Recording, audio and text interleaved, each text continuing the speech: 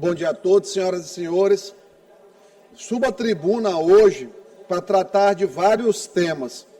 O primeiro deles é que não poderia deixar de fazer é o registro, o elogio ao ministro Luiz Fux, que, diga-se de passagem, de 11 ministros do Supremo Tribunal Federal, é o único que tem uma carreira puramente jurídica, de juiz. Nós temos no Brasil uma anomalia em que mais de 90% dos ministros do STF, eles não são magistrados de origem. E é por isso, provavelmente, que eles se percam, presidente, muitas vezes, nos seus papéis. O ministro Alexandre, por exemplo, tem uma confusão muito grande dentro dele. Ele não conseguiu libertar-se ainda do promotor e depois do político do PSDB, que ele foi lá atrás. O ministro Flávio Dino ontem, deixou muito claro ontem, o ministro Flávio Dino, que também não consegue se libertar do espírito de lacração. Os votos dele e de Alexandre de Moraes ontem trouxeram a completa perversão do que deveria ser o papel de uma corte constitucional. Amy Coney Barrett,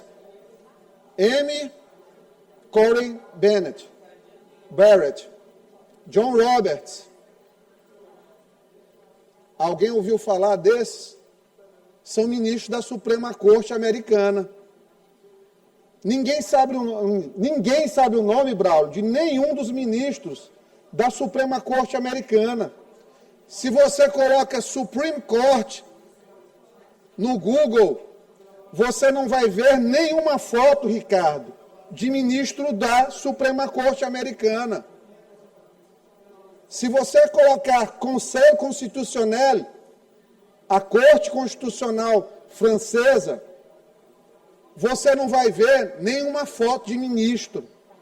Mas coloca Supremo Tribunal Federal, que você vai ver foto de Alexandre de Moraes, você vai ver foto de Flávio Dino, você vai ver declarações do ponto de vista jurídico paupérrimas ou pobríssimas do ponto de vista jurídico e ricas do ponto de vista lacracional. E perdoem o neologismo, mas é necessário dizer. Alexandre de Moraes teve a pachorra ontem de dizer que juiz não é samambaia.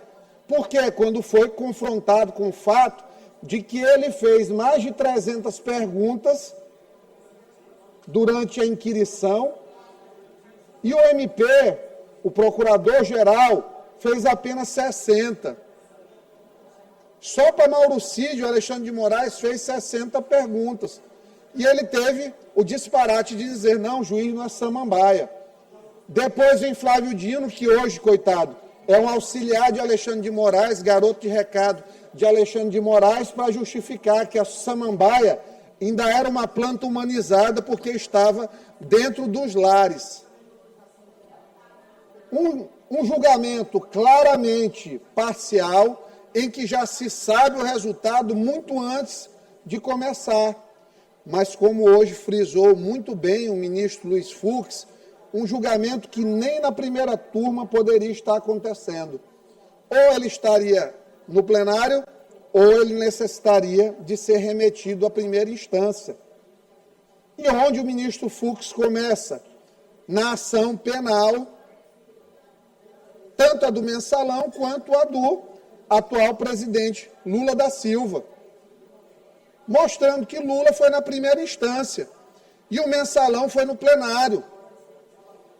Agora, para o julgamento de Bolsonaro, eles arrumaram um jeito em que aquele que confessa ser vítima durante o seu voto, a leitura do seu voto, ele próprio é o relator da ação, é o homem com um voto mais dissecado para buscar a condenação do seu desafeto político. Isso aí está acontecendo. Então, assim, o direito brasileiro ainda respira com votos como esse do ministro Fux, que nós sabemos vai ser um voto minoritário, porque os agentes políticos, os demais, que são verdadeiros capatazes do PT, eles estão lá para condenar Bolsonaro. É o primeiro julgamento em que não vai ter nenhuma prova da associação, não vai ter dinheiro saindo da conta de Bolsonaro para nada, não vai ter ordem escrita nenhuma de Bolsonaro para nada, vai ter apenas um conjunto de ilações em que quem não tem nada a ver com a coisa vai ter a maior pena. E eles são tão cínicos que eles pervertem a própria Constituição, confiando que as pessoas não vão ler. O que é que eles dizem aqui agora? Não, crimes contra o Estado Democrático de Direito não são passíveis de perdão, anistia, graça, indulto, o que quer que seja, porque isso seria ir contra a Constituição. A própria Constituição diz, no artigo 5º, crimes contra o Estado de Direito são imprescritíveis e inafiançáveis. Os que não são suscetíveis de anistia estão um inciso acima, dizendo que os crimes, tortura, terrorismo, crimes hediondos, em geral, não são suscetíveis, mas os crimes em relação ao dito Estado de Direito, eles são, mas os ministros do STF já começaram a dizer que não são. Por quê? Porque cada um ali acha que é uma Constituição. Só que não é. A Constituição foi escrita pelo legislador para justamente a população, através dos seus representantes eleitos, dizer o que é um crime contra a democracia. Porque se o Congresso anistia, os deputados e senadores foram eleitos pelo povo. É o povo, de certa forma, dizendo o que pode ser perdoado e o que não pode. Quando é o presidente da República que exerce uma faculdade própria, é a mesmíssima coisa. Alguém que teve a maioria dos votos, que irá dizer se aquilo ali é passível de perdão ou não. Agora, os 11 sujeitos que não tiveram um voto para ali estar, que não fosse o voto de subserviência ao presidente da República, eles querem dizer que não é democrático o Congresso se manifestar e dizer que alguém deve ser anistiado. E por que eu estou dizendo isso? Não por admitir que houve crime contra o Estado Democrático de Direito naquela bagunça. Digo isso porque, na verdade, a gente já sabe o resultado do julgamento. É como aconteceu comigo ontem, anteontem, eu recebi uma condenação por dano moral de R$40 mil de uma juíza, que eu já trouxe o caso dela aqui à tribuna, lá atrás, quando tirou uma SW4 da SMTT, e aí nem falei o nome dela, e não vou falar não porque tenha medo, mas é porque para mim não faz diferença, só porque ela se ofendeu, de fato. E ela pegou o ChatGPT para fazer uma sentença e criou 6 jurisprudências que não existem na sentença. Eu ri demais, mas eu fiquei com pena, sabe de quem? Da população, porque se a juíza faz isso comigo, que sou um representante público e tenho direito aqui, outorgado pelo voto das pessoas, de falar sobre isso na tribuna e não ser processado, ela faz uma coisa dessa. Imagina como não estão as sentenças do cidadão comum, que não tem a tribuna, que tem medo do judiciário, porque a maioria tem medo mesmo do judiciário. A quantidade de pessoas que me dizem, eu tenho tanto medo de falar. Hoje, mais de 50% dos brasileiros, isso já apareceu em pesquisa, tem medo de falar alguma coisa na rede social. E acontece isso, infelizmente. Agora, veja só, Olha a situação que nós estamos. 7 jurisprudências, 6 copiadas, feitas, criadas pelo ChatGPT, que não tinham nada a ver uma coisa com a outra. Então, sabe por que isso está acontecendo? Porque o exemplo está vindo lá de cima, do STF. Eles estão achando lá que podem fazer o que querem, e aqui embaixo as pessoas começam, alguns infelizmente, a não ter o devido esmero com seus votos, e com suas sentenças e com suas decisões. Tive que gastar, tá aí, paguei ontem R$1.000 de custas judiciais para apelar de um processo que não deveria nem ter sofrido. Mas é assim que funciona, infelizmente, está funcionando o Brasil. Tivemos ontem o desgosto, porque parece que o algoritmo do Instagram me odeia. O algoritmo, eu cheguei a essa conclusão, ele me odeia. Porque o que ele me entregou de voto de gente falando besteira, de Flávio Dino, Alexandre de Moraes falando besteira ontem, Flávio Dino dizendo que não, se eles achavam que o Mickey ia pressionar, o Supremo a votar de maneira A ou B. Brincadeira. Alguém achar que o governo dos Estados Unidos da América vai achar que o Mickey vai falar alguma coisa, ou que um cartão de crédito. Eles subestimam a inteligência alheia para lacrar. São os ministros caça-like do STF. Infelizmente. Mas como o algoritmo do Instagram parece que me odeia, ele me mostra essas coisas, porque eu não tive nem coragem de acompanhar os votos ontem, porque eu sabia que ia ser esse festival aqui.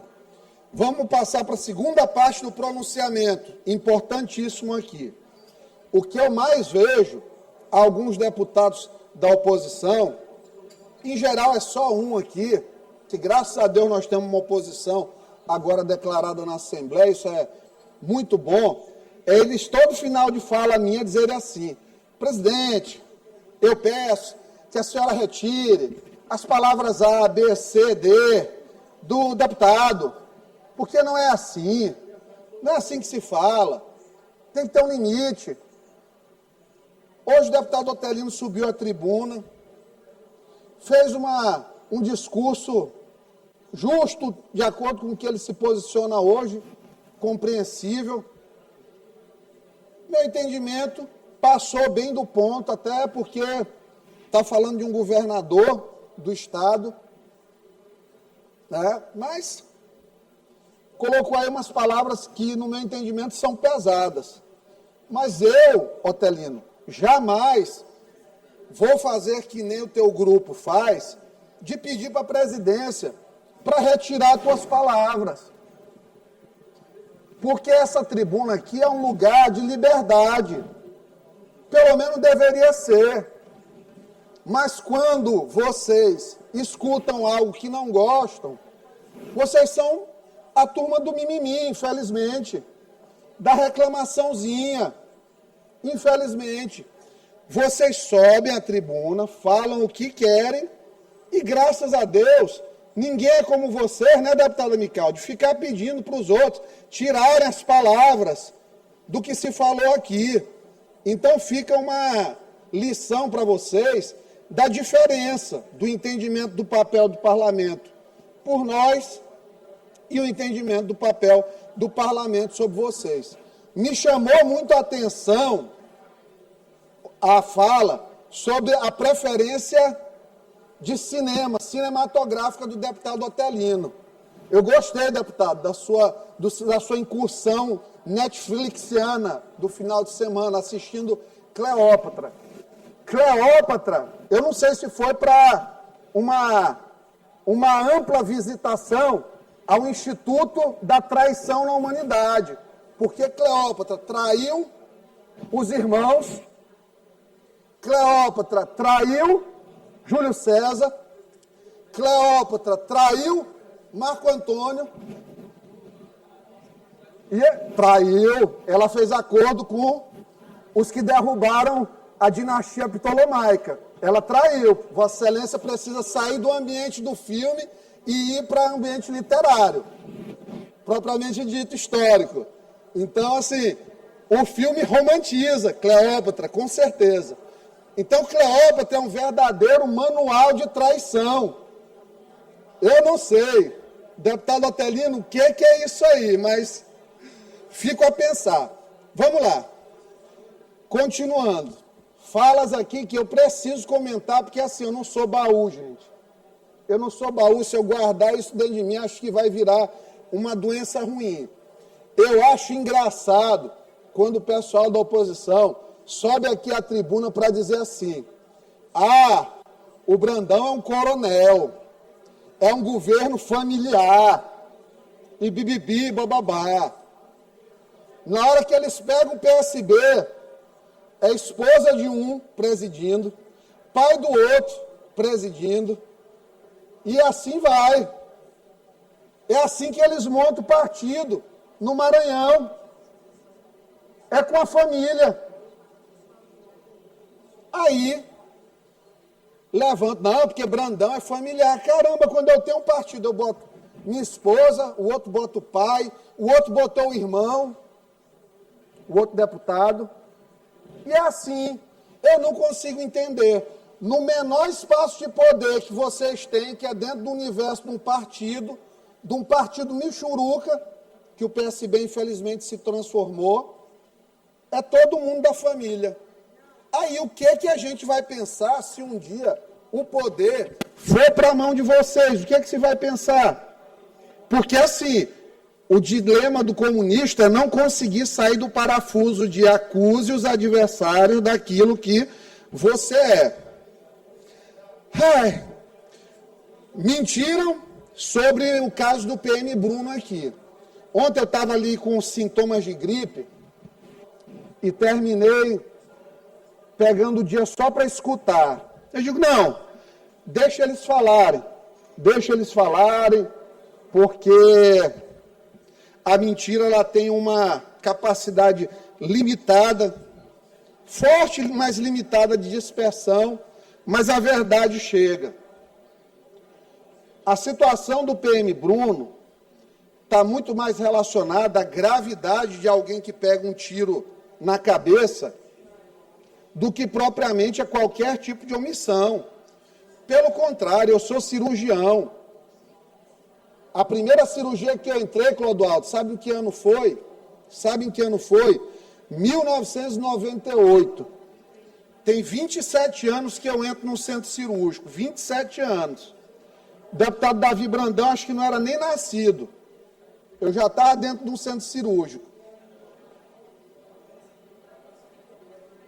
Policiais são cuidados dentro de qualquer instituição hospitalar, policiais são cuidados dentro de qualquer instituição hospitalar com um cuidado muito maior até do bom cuidado que, em geral, se busca dar. É uma verdadeira injustiça com as equipes médicas de enfermagem, de fisioterapia, de psicologia, de serviço social, de farmácia, de terapia ocupacional, todos esses aí, os administrativos, maqueiros, funcionários da limpeza dos hospitais, dizer que este paciente tem sido negligenciado.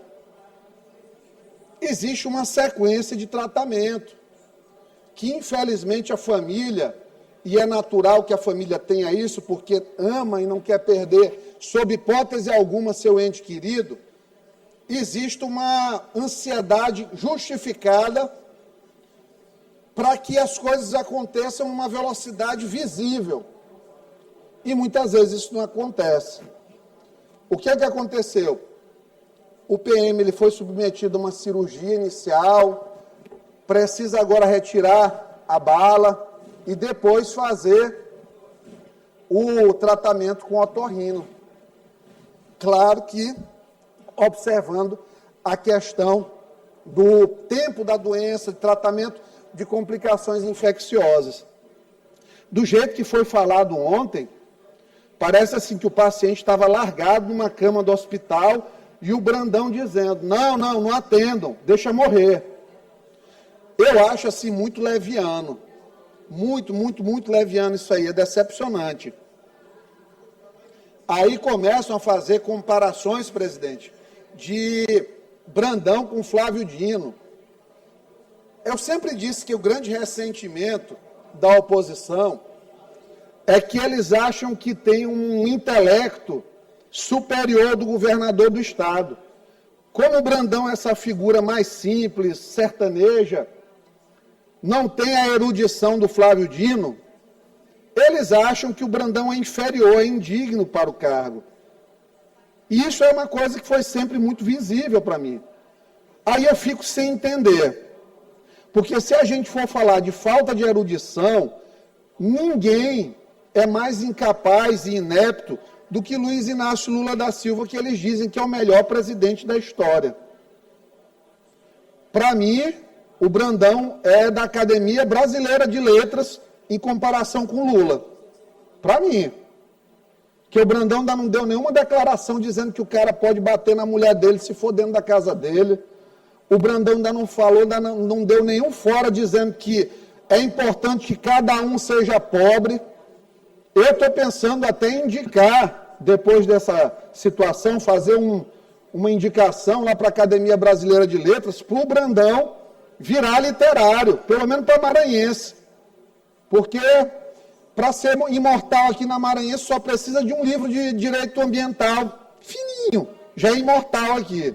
E se humilhar para o Sarney, só isso já resolve. Já vira imortal da Academia Maranhense de Letras. Então, assim, comparações, se a gente tiver de comparar. Brandão entende mais de gestão pública. Aumentou a oferta de serviços no Estado, dobrou restaurante popular, 506 obras educacionais, metropolitana, obra grande, litorânea, obra grande, estradas que nunca foram feitas, obras grandes. Se a gente pegar o que a cifra do Flávio Dino fez, não existe. Pegar aí o legado Cleiton Noleto, que hoje em dia fica subindo em palanque, com eles aí nesses diálogos do Camarão, diálogos crustáceos pelo Maranhão. Tá tudo bem aí, meu irmão? Tá certo, um acidente de trabalho aqui no plenário, mas está tudo bem, graças a Deus. Então, nos diálogos crustáceos, está lá o Cleiton Noleto, que não fez absolutamente nada pela infraestrutura do Estado. Quer comparar o Flávio Dino com o Brandão? Vamos comparar pela ótica da mentira. Flávio Dino, na época da reeleição, ele conseguiu fazer o milagre de enganar 4.000 policiais, pré-policiais, pessoas aprovadas no concurso. O que é que ele fez? Está aqui, tem vários membros da polícia aqui. Quando se chama um policial para um curso de formação, o que é que acontece? A pessoa larga o seu emprego para fazer o curso de formação. É tempo integral, ela larga o emprego. Ele chamou as pessoas para fazer curso de formação, ele ensinou para 4.000 pessoas os meandros da segurança pública do Maranhão, códigos inclusive secretos, privados da corporação, e não nomeou ninguém. Foi o maior estelionato funcional eleitoral da história do Maranhão. E eles querem dizer que o Flávio Dino tem valores morais, éticos, superiores a todo mundo. Eu não entendo por que continuam comparando. Porque dizem assim, que o Flávio não está mais na política, mas o pessoal dele continua aqui fazendo contraponto dele com o Brandão. É estranho, porque leva a questionar situações de por que o senhor Daniel Merli, Tales, está lá na EBC, uma empresa pública brasileira, fazendo contra-campanha em relação ao Estado do Maranhão. Por que isso acontece? Daniel Merle era aqui, era o mago da comunicação do Flávio Dino, era o cara das agências publicitárias aqui, das campanhas do Maranhão. E aí o Merle está lá em cima, indicado do Márcio Gerri, com a chancela do ministro, fazendo política contra o Brandão lá em cima, muito estranho. O pessoal chega aqui falando, eu vi essa semana, Mical, foi engraçado, de novo, requentando essa história de Paris. Ah, porque o Oil Group, ele veio aqui e o Brandão não estava. Isso pega até mal, é até cruel. O governador estava fazendo consulta de acompanhamento médico. É um cara que foi acometido por um tumor no período da campanha, que foi retirado com sucesso e que por 5 anos, pelo menos, precisa fazer acompanhamento. O cara foi tratar da saúde dele. Ficou lá. Entrou no domingo, segunda, terça no Sírio. Na quarta foi para a posse do ministro do STJ. Altamente normal. Mas aí não. É insignificante para essas pessoas aqui, para esses colegas deputados, o fato de alguém ter o direito de cuidar da própria saúde. Então, assim, pessoalmente sobre a saúde do PM, pessoalmente sobre as viagens do Brandão. Todo mundo sabe que uma viagem aqui para Paris ela é uma viagem que é 36 horas praticamente. Que alguém que teve um problema de saúde como o Brandão não pode ficar muito tempo, inclusive, em voo prolongado. Ele tem que reduzir as pernas dos voos. Por quê? Porque aumenta a chance de trombose venosa profunda e embolia pulmonar. O governador foi instruído, nesses anos aí, até ter cura total, a evitar pernas longas de voo. Então, os voos demoram, ele tem que pegar 36 horas, parar no meio, pegar o outro voo, reduzir. Todo mundo sabe que chegou, o voo foi com essa extensão, que a pessoa no outro dia precisa se recuperar, principalmente uma pessoa que já está na terceira idade, e fica criando uma celeuma em cima disso. Mas a celeuma é contraposta pela verdadeira farra de jetons que existiam na EMAP. A celeuma ela é contraposta pela tentativa do governo Flávio Dino de trazer vacina russa para cá, que não tinha eficácia e gastar um dinheirão. A celeuma é contraposta pelo silêncio de operações como operações na saúde, Operação Pegadores, que mataram Mariano.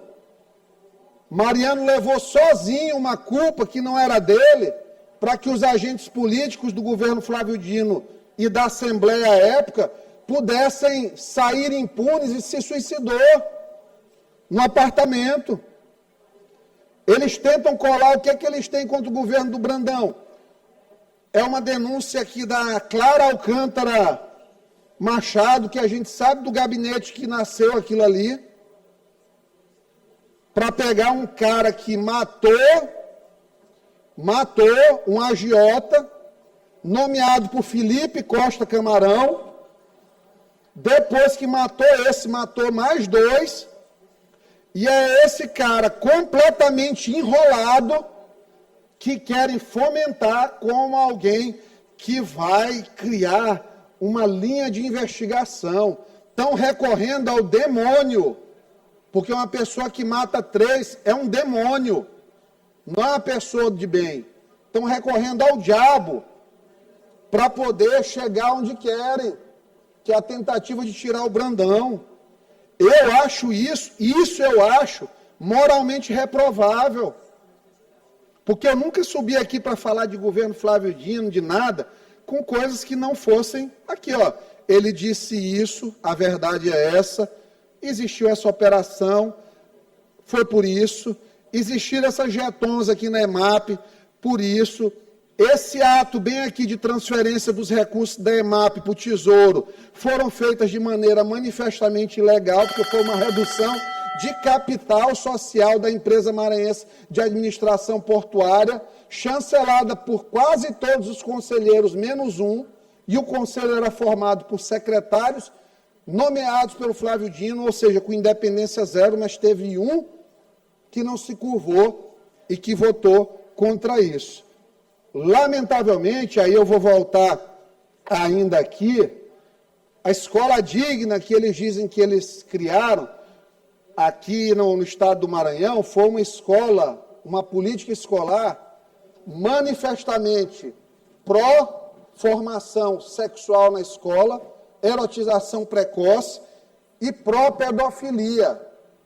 Tem um cidadão, que eu vou trazer o nome dele aqui, ele começou na Nascimento de Moraes, ele está numa escola do Estado, cresceu na gestão do Felipe Camarão, mas nós vamos mostrar o que esse cara fez aqui, é um pedófilo.